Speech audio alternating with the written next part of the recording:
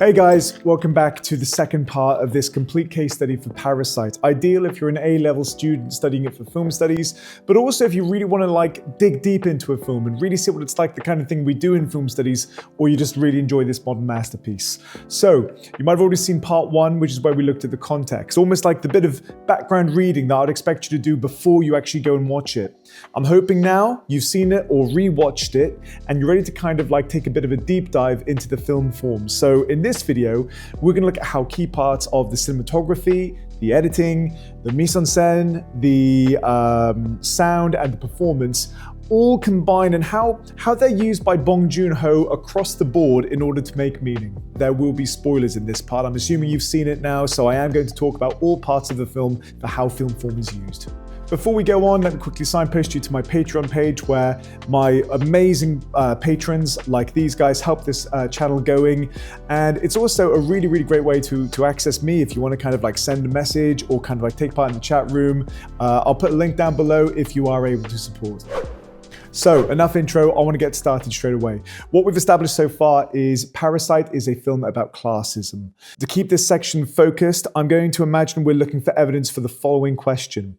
How are themes of class and inequality represented using film form in Parasite? We'll start off by talking about the mise-en-scène. Literally, the setting, the clothes, the aesthetic, everything you can physically see in the film frame. Now, there's so much to talk about in this area because Bong Joon-ho is one of those directors who takes every opportunity to make meaning, right down to, I actually read somewhere that they spent a ridiculous amount of money on the dustbin in the house, just because it shows the excessive wealth they have. So we're going to speak about a lot of really, really nitty-gritty details throughout this, but for this section on mise-en-scène, I just want to focus on three items: windows, rocks, and stairs. And it's fitting that one of these is the very first thing we see in the movie, a window. Windows, along with so much of the imagery in this film, have huge symbolic significance.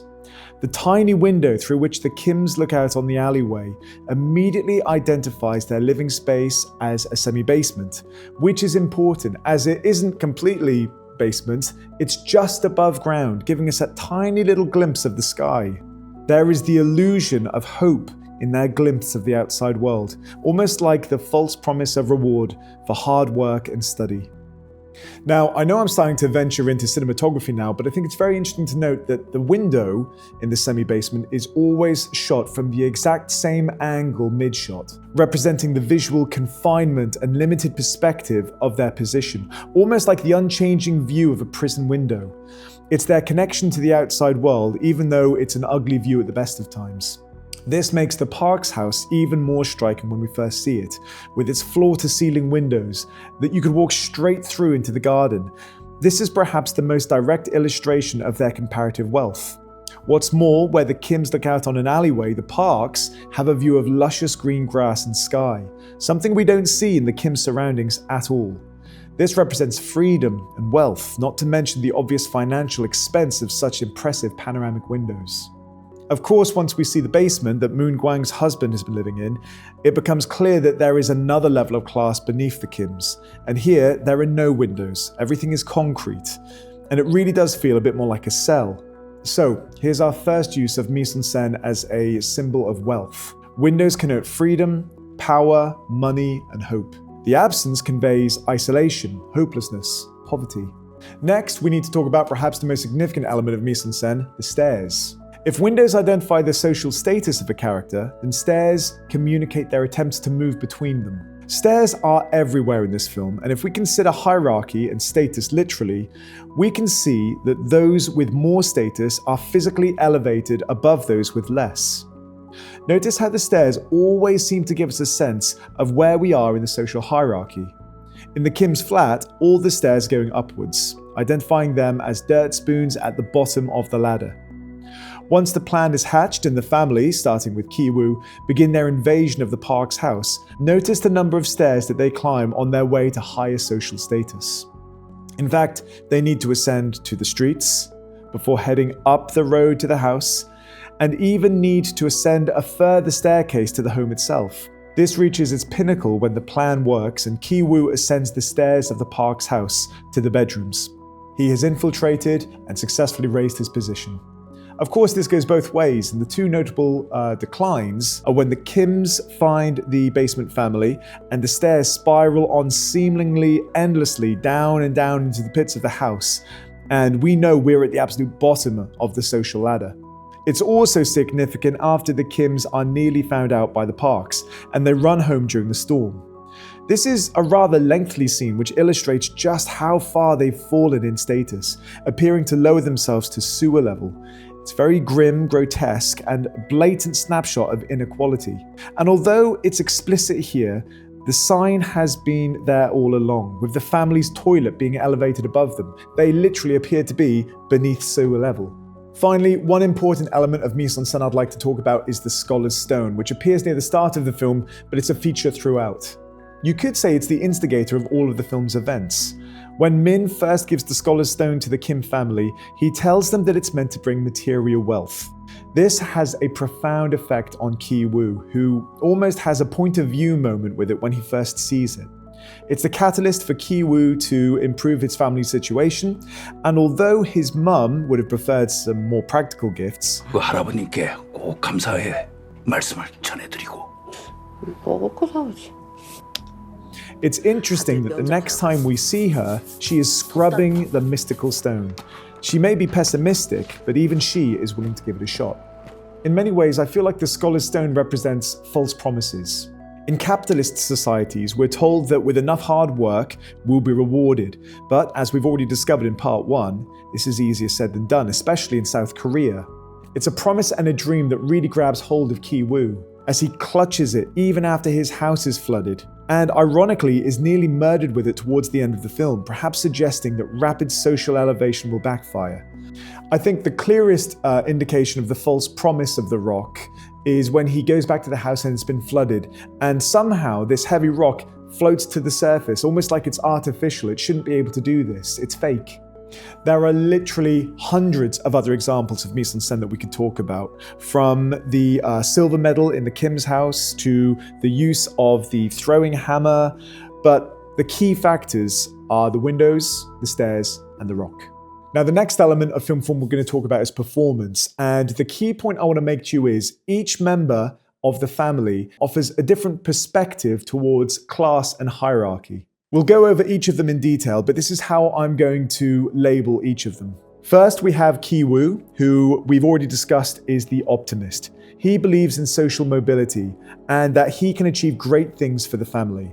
Then we have the sister, Ki-jung, who appears to be more cynical of class and the absurdity of inequality.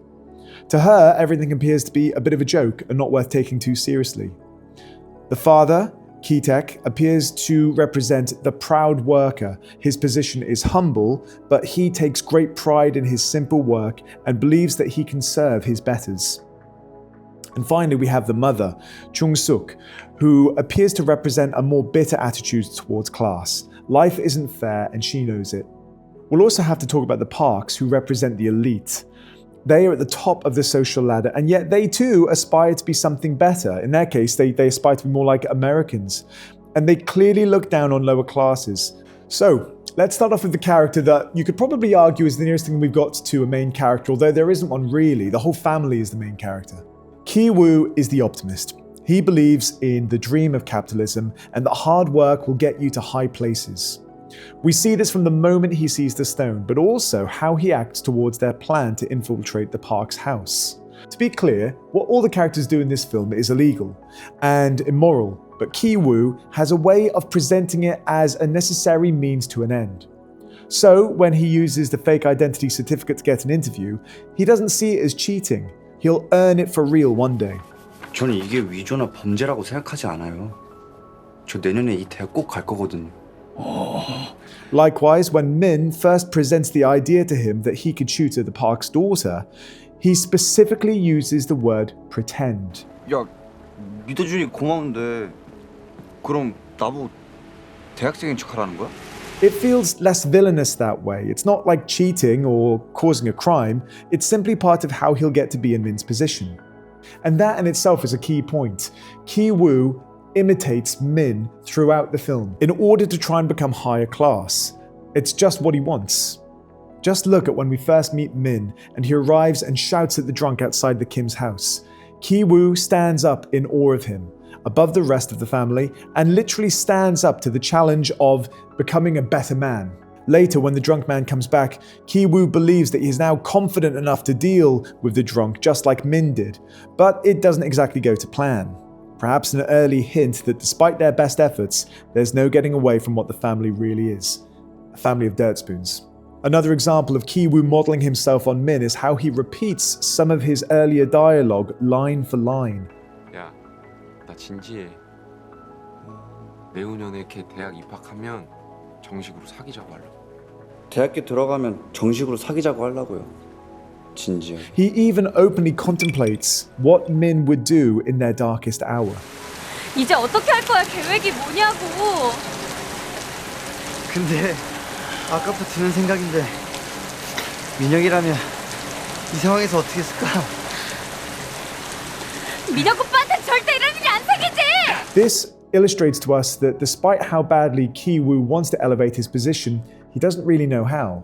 An insecurity that comes to the fore when he asks Da-hai if he fits in at the end of the film and he's actually taking part in their party.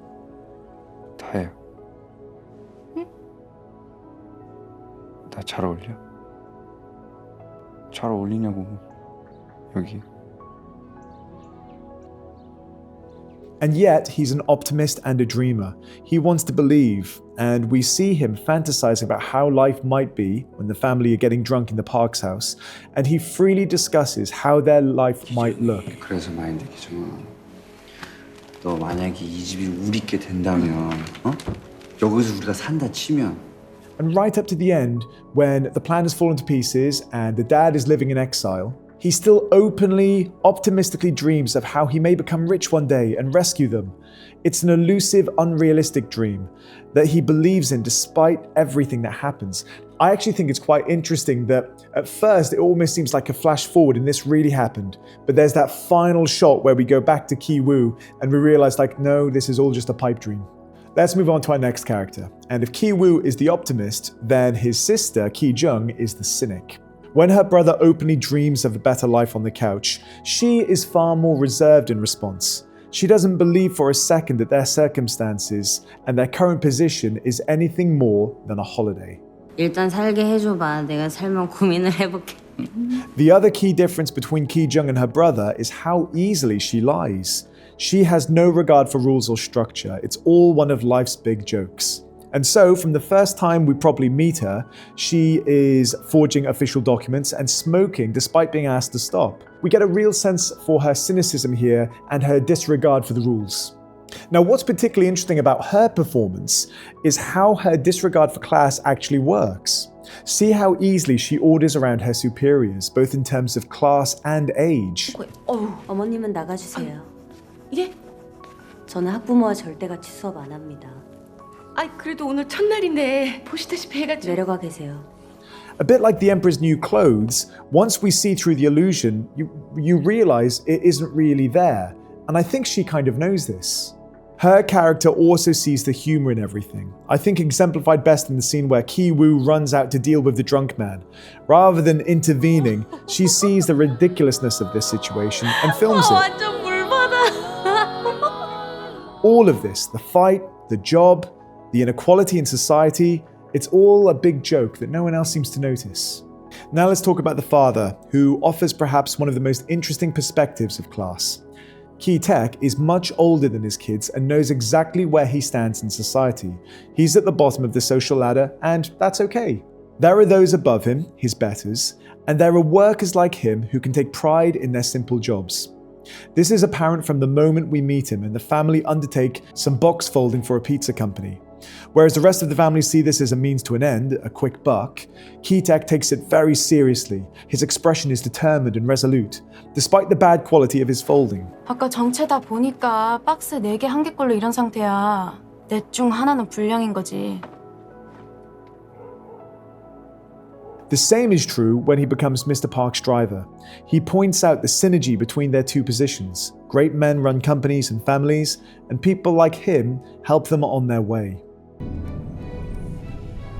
역시 코너링이 훌륭하시네요. 아이, 쉬워 보이도 이런 게 아주 기본적이면서도. I think the way that Keytek so openly talks about class and their two different positions almost shows a kind of respect for the natural order of things and where they each belong, how they benefit each other. He even raises a toast to Mr. Park at one point when they all have jobs in the household. 미디아 신박 사장님께 이 자리를 빌어 감사의 기도를 드리고.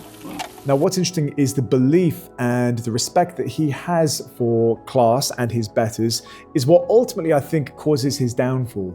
As we've already said, he's an incredibly proud man despite his humble station. But when that pride is injured, which we see when his wife compares him to a cockroach, 뭐 바퀴벌레? and when his lower class smell is pointed out to him again and again, 행주 삶을 변하는 멘트 뭐 있지? 아무렇지도. he feels shame and eventually anger. It bubbles under the surface at first, but following their home getting flooded, only to be taken out shopping with Mrs. Park for a party, having spent the night in a shelter, the insult starts to sting. 아 그리고 선물은 절대 사오지 마. I think the final straw is when he meets Gyun-se in the basement. He represents a grotesque mirror image of Keytek, who doesn't just respect Mr. Park, he's obsessed with him. Respect! And the reality disgusts him. Perhaps that's why the final straw that leads to Keytek killing Mr. Park is when he's appalled at the smell of Gyun-se. Seeing this interaction from a third person makes Keytek realize the injustice and misplaced loyalty he has in their upper class boss. Finally, within the family, let's talk about the mother, Chung-suk, who, like her husband, has a far more resigned view of classism than the kids, but also seems to accept it willingly. One of her key scenes is actually her rant in the Park's house, which tells us everything we need to know about class. 솔직히 이 돈이 다 나한테 있었어 뭐? 나는 더 착하지. 착해. According to her, to be rich is to be happy, to be poor is to be miserable. What's really interesting is how she sees the women above and below her. She respects Mrs. Park to her face, but doesn't think much of her behind her back. Whereas when she meets those below her, the old housemaid, she is appalled and rejects being called sis. 나 여기 온 거 아무도 몰라요. 나 잘했지 언니? 아씨 말끝마다 언니 언제 봤다고 As 언니? far as she's concerned, they are nothing alike, despite having the same job and the same standings. Like Keytek, she doesn't seem to like this mirror image of her. It also shows us that classism exists within class. Within the dirt spoon level, there appear to be other levels of class. Finally, within class, we can't possibly go on without mentioning the Park family themselves and how they see those beneath them. The Park family are at the absolute top of the social ladder. They're the elite, and they know it. Mr. Park is aware of class and understands that it is something that needs to be reinforced. For this reason, we repeatedly hear him talking about crossing the line, something we'll revisit later in cinematography. 아니 그리고 굳이 할 거면 제 앞자리에서 그냥 하지 왜 선을 넘어오는 걸까? It's safe to say he has a very clear boundary and is not afraid to tell people if they are over that line. Likewise, Mrs. Park clearly perceives a distinct difference between upper and lower classes. We see this in the shock that she displays when someone from the lower classes dares to physically touch. It's also worth noting that just as there is class within class in Dirt Spoons, the same appears to be true for the Parks. Mrs. Park particularly is obsessed with all things American. 아니, 이게 민비한 화살이에요. 심지어 미국 사이트에서 직구한 거야. 제가 작년. 저 텐트 저거 빗물 안 새겠지? 아 저거 미제 텐트잖아요.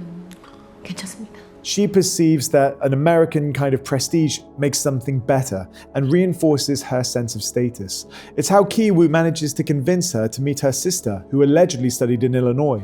뭐 아무튼 그 일리노이 주립대 응용미술과 다니다가 그 한국 다시 나온 친구가 있는데요. 일리노이. 그런데요. So, to summarize performance, each character seems to offer a different perspective of class in their performance. None of them are right or wrong, they all just offer a different ideological perspective. Now, before we move on, let me ask you a question. If you were to seek employment in the Park's house, just like the Kim family do, how would you go about doing it? Ki-woo came in as a teacher, sister came in as an artist, and his mum came in as a cook. I think I would try and infiltrate by portraying myself as the family photographer. To prepare for my interview with Mrs. Park, I would use Skillshare to try and up my skills in photography. Skillshare, who are sponsoring this video, is the largest learning community for creatives looking to take their creative ability to the next level, be it in photography, illustration, video editing, music composition, almost any skill you can think of. Skillshare's learn by doing approach to teaching means you can share your project work after completing a task and get feedback from the community. So, here's my plan. I would enroll on a course like An Introduction to Studio Lighting for Portrait Photography by Sophia Carey. It provides guidance in all aspects of photography, meaning I can focus on leveling up my skills. There's no question that this would leave me feeling confident enough to ask Mrs. Park to give me a job. If you'd like to join such a community, then the first 500 people to click my link in the description below will receive a 1-month free trial of Skillshare. Get started today. Okay, back to our analysis. And now it's time to talk about how the film is shot, the cinematography. As we've already touched upon, Bong Joon-ho has several photographic fingerprints that make his films very, very distinct. And I want to look at them in a bit more detail. Let's start with shot composition. Bong famously storyboards every single shot of his films, and it's remarkable to see just how closely they match. Because of this, we can really look into how the composition and the blocking of each shot contributes to meaning. First, let's look at ensemble shots, which is something we see in an awful lot of his work.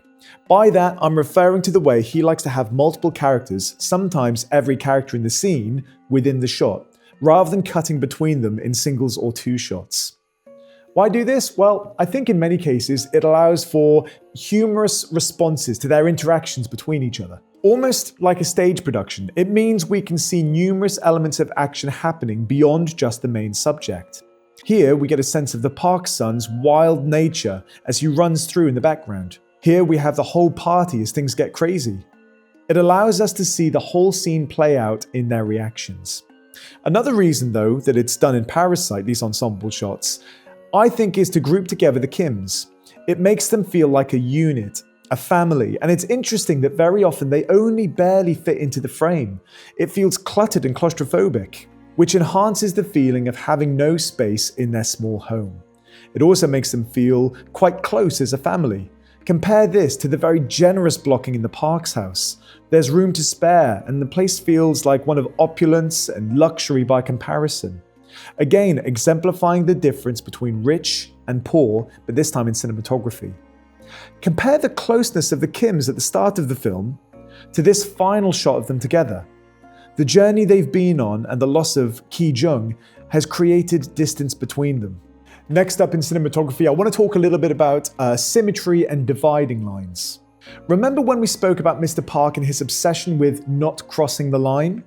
Well, this is actually something that's represented literally in the framing of certain shots. Easy to miss, but once you spot it, you will see it everywhere. Take this shot when Ki-woo first meets Mrs. Park. Notice the natural line between them like an invisible wall, between rich and poor. Here it is again. And again. This is a physical representation of their binary opposites. Obviously, we know that later the Kims do manage to infiltrate and cross the line, which we see on several occasions. When Ki-woo is first invited upstairs to meet the daughter, we see how he crosses the line. Look out for these lines in the framing and you'll see the family's goal is slowly being achieved. What's interesting is ideologically, this dividing line almost represents that there is an actual difference between the upper and lower classes. And once the family do actually manage to infiltrate, all hell breaks loose, suggesting support for the natural order of class. Finally, within cinematography, I just want to have a moment to talk about cinematic motifs, shots that we see again and again at certain points. Bong Joon-ho seems to use a certain motif as a sign that their plan is hatching. Look at each of these shots when one of the Kims has an idea about how they can get another member of the family into the home invasion. The camera tracks into a close-up of the character as they have an epiphany.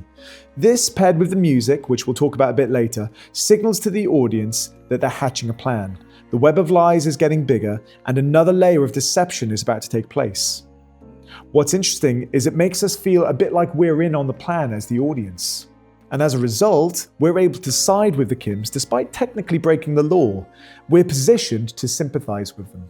Now, these are just broad cinematic tools that Bong Joon-ho uses in much of his work and will guide you in starting to look for cinematography as an area of film form to analyze. But if we just take a step further and offer a couple of specific shots which create meaning, look at how after the first impossibly low shot through the Kim semi-basement window right at the start of the film, we crane down even further to Ki-woo, indicating just how low in society we are now. On the flip side of this, once he's fully integrated into the Park family and even in love with the daughter, look at how he is seen above the party, not really able to believe he fits in. Elsewhere, take a look at how close-up shots are used each time Mr. Kim's pride takes a knock and he's insulted about his smell. The close-up really allows us to see his shame and inability to challenge it. Like I've said many times during these videos, look close enough and you'll find meaning everywhere. Next up, let's talk about editing, which I always like to pair with cinematography because now we're talking about the assembly of the shots that we just discussed. Our first talking point here is going to be about cross-cutting, used throughout the film to really illustrate the contrast between rich and poor. This obviously relates to the mise-en-scène, but notice how cross-cutting during phone conversations really puts a spotlight on the living conditions of the Parks and the Kim. We get to see them side by side, basically. This is perhaps most evident when Mrs. Park calls Ki-jung to invite her to the party immediately after the flooding.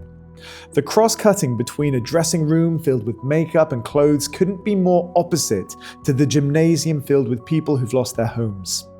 This contrast is also achieved in the transition between scenes. The first 10 minutes of the film are spent with the Kims in their cluttered, grey semi-basement flat. Even the alley outside is cluttered and grey. The overall aesthetic of these scenes is industrial, claustrophobic, and not at all homely. This makes the cut from their house to Ki-woo's arrival at the Park's neighborhood all the more impactful. We are dazed as we have our first sign of green in the whole film and wide open space. Even their roads have space. Next in editing, let's talk about the lack of cutting at certain points. Extended tracking shots appear to be used at several key points, and I think this is done for a couple of reasons. When we first meet the Kims, we follow the two children through without cutting. This illustrates just how small the apartment is, as we pan from lounge to bedroom with barely a few feet to separate them. This gives us a real sense of space, or lack of it. It also feels rather comfortable, informal. This is the family in their own living space, and the audience glides through the scene just as they do in their own home. This happens again later in the film, once the whole family have infiltrated the Park's home, and we see them all at work for the first time. Notice how again we track the family without cutting, and it feels more comfortable, more homely if you will. They're now embedded in the Park's home and have made themselves the occupants. Finally, in editing, I want to have a quick word about slow motion, another one of Bong Joon-ho's signature moves. Bong often uses slow motion in his films to show moments of shock and action. So, when Mr. Kim reveals the supposedly bloody tissue in the bin, the expression of shock on his and Mrs. Park's face is captured by slow motion. It's also used at several action scenes, but interestingly, Bong usually uses this to enhance the humor, often framing ridiculous moments of irony. Take the moment when Ki-woo confronts the drunk in the street, only to be weed on. The slow motion here captured the silliness of the moment. Here it is again when the Kims and the basement family are fighting over the mobile phone. Would it be as funny if it wasn't in slow motion? I don't think it would. The other most obvious use of slow motion is at the end. Here it's not entirely about humor, it's about reaching the natural conclusion of all the film's ludicrous events. They've all led to this car crash that you can't look away from, and the slow motion captures the futility of the scene. We know exactly what's going to happen and we can't stop it. And finally, we come to the final area of film form, which is sound. By now, we covered most of the themes in the film, and the music is key in further illustrating some of the points that we've already made. Firstly, let's go back to the motif of track shots when one of the characters is hatching a plan, and we zoom in on that close-up. Listen to the music. 근데 의외네. 엄청 젠틀하고 쿨하시던데. 아유, 우리 제시카 아직 어려서 뭘 몰라, 선생. 사람 많이 안 겪어봐서. It's a sort of playful music box. It's not nefarious or dark or anything else that might connote a sinister plan. It's playful. It's almost childish. I think this links back to how Ki-woo sees what they're doing and how it's not really a crime in his eyes. They aren't lying, they're just pretending. We hear this music each time the plan hatches, and by the second time, you know what's going to follow, and again, we feel like we're in on the act. Other uses of sound include another Bong Joon-ho hallmark, contrapunctal sound and choice of the music. And again, it's usually done for humor. The use of In Giacchino di Te by Gianni Morandi juxtaposes with the action when the families are fighting, further making the act humorous with the slow motion. Likewise, the use of overly dramatic classical music doesn't initially feel suited to the scenes where the family are infiltrating the house, but consider the technical orchestration of their plans. The music actually connotes a sense of masterful planning and rehearsal, just like we see Ki-woo and his dad doing. Classical music is also used once the whole family have infiltrated the house and have jobs there. Here it feels triumphant. The family have achieved their goal, and the association with classical music and wealth, or upper classes, further underlines the idea that they've elevated their position in society, and this is shown with the music. Put all of these elements that we've discussed together and you've got a fascinating case study of how class and inequality can be represented using film form. Is it suggesting that when people try and reach beyond their means, they are bound to get people hurt? Is it damning classism by illustrating just how wide the gulf is between rich and poor? It's a great film to debate the meaning of lots of different things, and I hope you enjoy taking part in such a debate when you finish studying this film. If you do want to take part in such a debate, remember to head over to my Patreon, where you can meet other like-minded film enthusiasts or film students, and it's a really, really great way of supporting this channel if you are able to do so. Thanks very much for watching. We've got one more part in this series where we are going to do a live analysis of an actual scene. So we've looked at the wide shot, we've looked outside the film, now we've looked at use of film form throughout, and then we're going to hone in on a specific scene and try and kind of like have a go at doing analysis together. Real nitty-gritty sort of analysis. I hope you see me for that one. It will be out in a couple of weeks' time, or if it's available now, you head over there straight now. As always, thank you very much for watching, and I will see you in the next one.